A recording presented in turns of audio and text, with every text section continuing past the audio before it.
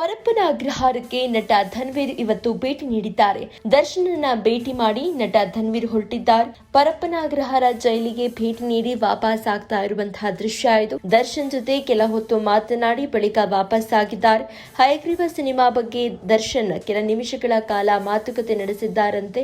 ಇಬ್ಬರೂ ಕೂಡ ಬಹಳ ಬಾಂಧವ್ಯದಿಂದ ಇದ್ದಂಥವರು. ಇದೀಗ ದರ್ಶನನ್ನ ಮೀಟ್ ಮಾಡಿ ಧನ್ವೀರ್ ಒಂದಷ್ಟು ಮಾತುಕತೆಯನ್ನು ನಡೆಸಿ ಇವತ್ತು ವಾಪಸ್ ಆಗಿದ್ದಾರೆ.